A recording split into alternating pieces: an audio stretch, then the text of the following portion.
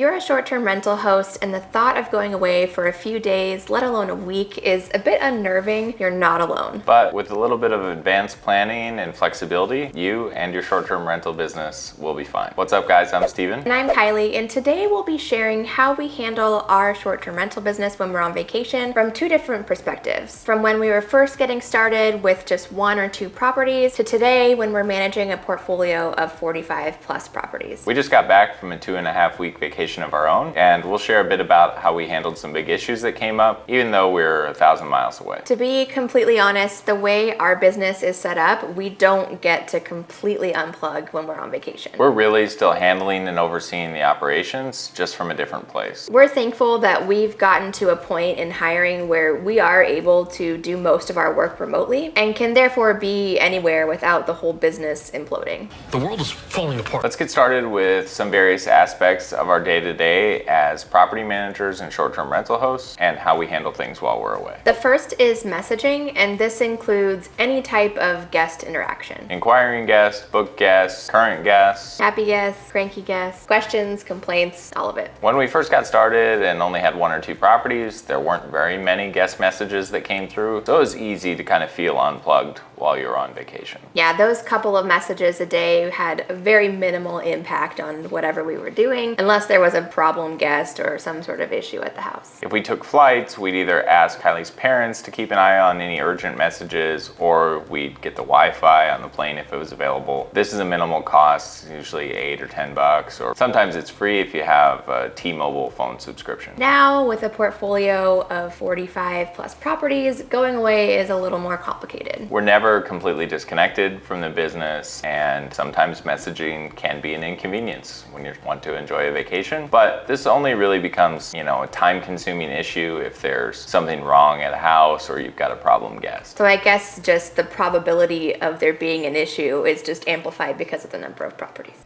David, we have a problem. We have a big problem. If we're on a flight now, we usually ask our assistant property manager to keep an eye on anything urgent, message-wise, or like Steven mentioned before, we'll purchase the Wi-Fi. Some people use VAs or virtual assistants to handle their messaging. This is something that we haven't done in the past, but it is something we may consider going into in the future. There's a website called onlinejobs.ph that's very popular with people looking for VAs in the short-term rental industry. It's not short-term rental industry specific, but there are a lot of people and you can search profiles for keywords and things like that. Since we aren't using VAs and we're doing the messaging ourselves, one way we really try and minimize the time impact is to use templates. Templates are super easy to set up either on Airbnb or on your channel manager if you have one. We use Uplisting as our channel manager. We like it a lot, and we'll leave a sign up link for you in the description below. We've set up templates for several different scenarios that we encounter a lot, but the most frequent one is just a general thanks for booking message. So when a guest books, we'll select that template, add in a little personal touch if they've given us any information, like we're happy to host you for your anniversary or something like that. And we can usually get that looked at, written, and sent off in less than 30 seconds, so it's really a very minimal impact to whatever we're doing. You're very speedy. We also get a lot of families at our properties, so one template that we have just has the normal thanks for booking message, but it also says we're happy to host you and your family. It makes it feel very personal, but we send it off in just a couple of seconds. The second aspect of our day-to-day operations we coordinate is turnover inspections. If you've been around our channel for a while, you know that we always inspect a house after the cleaners have finished, before the guest arrives, on the day of the guest arrival. We call these perfection inspections, and they really are just that. We like to have a second set of the eyes on the house to make sure when a guest arrives, everything is perfect. We are sympathetic to the fact that it's very easy to miss something when you're cleaning a whole house. And we know that because when we first got started, we were doing all of the cleanings ourselves. And when we did that, we would check each other's work just to make sure that the house was spotless. Every pillow needed to be fluffed, no stray hairs, supplies restocked, just all the little details. When we first got started and only had a couple properties, we were doing all of our own turnover inspections. And then when we would go out of town for a few days, we would talk to our cleaner in advance and pay her a little extra, usually like $30, to really just double check her work. And I say her because at the time, our cleaner at that property was female. We did get a comment asking why we generalized cleaners as a her. We're referring to specific people when we think of these memories. We do have several male cleaners. They're great. They do a good job. I guess we just haven't shared a story about them yet, but We'll keep you male cleaners in mind. Don't feel left out. Male and proud!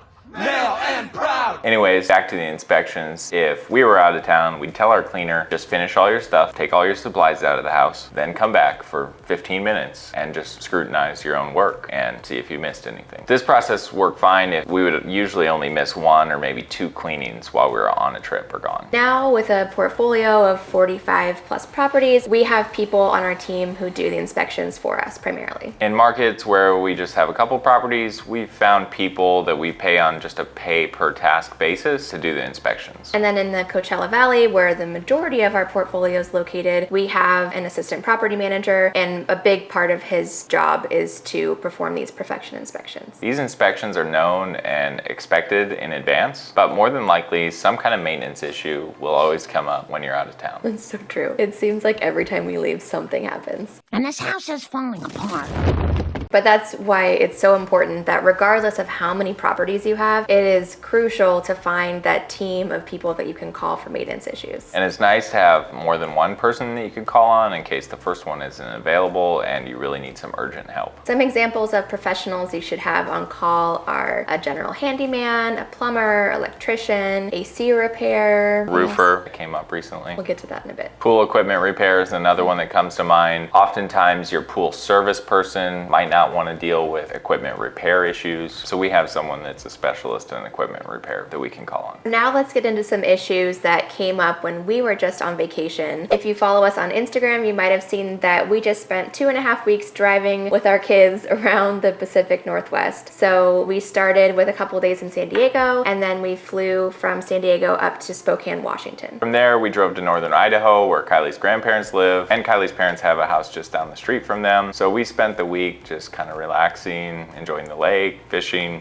and hanging out. From there, we drove down to Coeur d'Alene. Some of our friends just started an Airbnb there this summer, and so we got to stay there. It's so cute. We'd highly recommend staying there if you're in Coeur d'Alene, but we'll leave a link to their property in the description below, and feel free to give it a wish list heart. From there, we drove west across Washington, making a quick overnight stop in the town of Leavenworth. This is a town that's been built up to look like a Bavarian, Alpine German town, which was especially cool for our son, who was born in Germany, but hasn't been in Germany since he was a baby, just seen pictures, so this was a cool experience for him. Trip to Germany. Germany is awesome.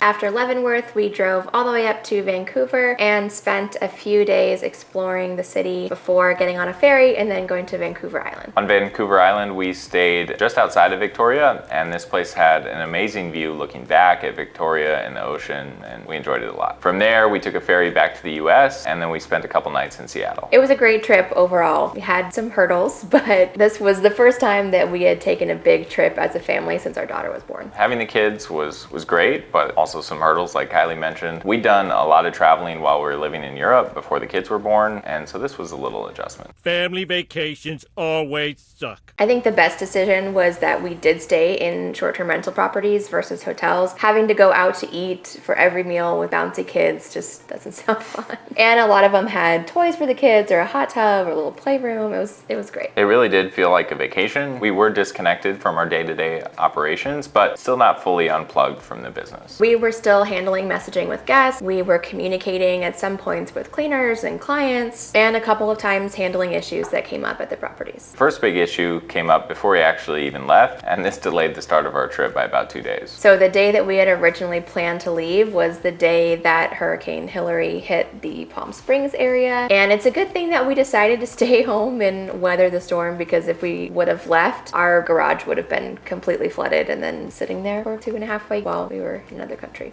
My garage flooded for a reason. Thankfully, we have a portable sump pump that we've had to use for a few issues in the past, and so we used this to pump water out of where it was pooling next to our house and down the city sewer. We still had a lot of water collecting in our backyard, but just not as fast because of the pump. So what was supposed to be day one of our vacation, we instead spent getting soaking wet outside, managing the sump pump, helping neighbors cut branches off their trees so their trees wouldn't fall over from the wind. It was a crazy day, but we are very thankful that there was no serious damage. Once Once the storm passed, we spent the next day making sure all the properties in our portfolio were okay. I guess maybe we should backtrack a little bit and say that the day before was spent prepping all the properties for the incoming storm. So we were going around and bringing patio furniture in and making sure there weren't any potential, flood hazards of water coming into the house. That was all right before. So before, then the storm, and then after, we were going around to properties. Our assistant PM was a rock star that day. He went to so many houses.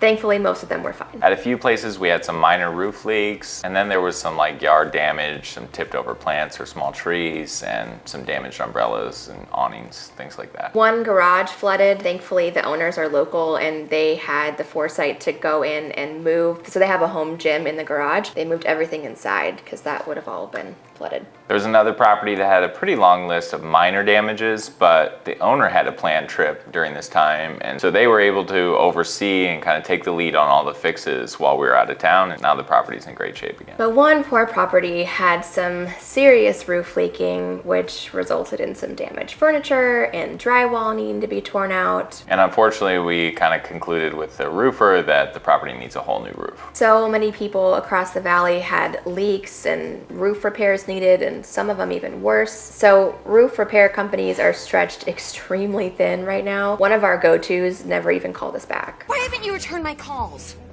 The owner of the property with the big damage had experience in the past with a contractor who had a roofing contact. That guy was able to come out. He thought he could get the repairs done in about a week. Luckily, we had a little bit of downtime in that week span, so we closed the calendar for that time and he got to work. We blocked off about a week and a half, which butted up to an existing booking. And unfortunately, we had to cancel that booking while we were on our trip because the roofers still aren't finished 3 weeks later. Yeah, that project kind of drug on a little longer than we had hoped, and it was kind of unfortunate. We had to get a hold of this guest and let him know, there's an issue, the house isn't habitable right now, and give them the option to either cancel with a full refund or relocate to one of the other properties that we had open. We were in the car when we found out that we were going to have to cancel this guest. So I reached out and, gave the whole spiel about how we had to make the repairs and the house wasn't going to be ready. We were so sorry. Sent them pictures of, the ceiling all torn up. They said they wouldn't mind being relocated, so I looked up what we had available, sent them some new options, and then we stopped at a gas station and Steven realized that I had been messaging a guest from the wrong property. A guest that was not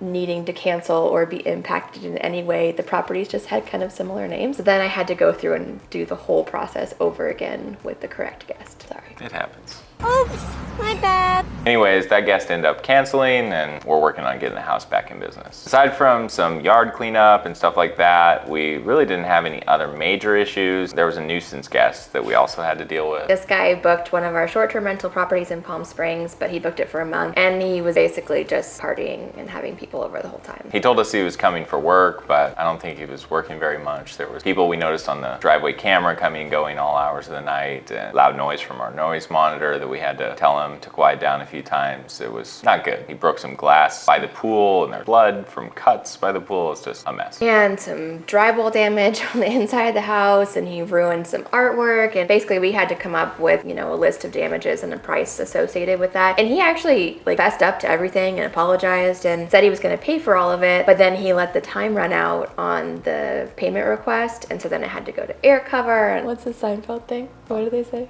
Yada yada yada. Here we are. Yada, yada, yada.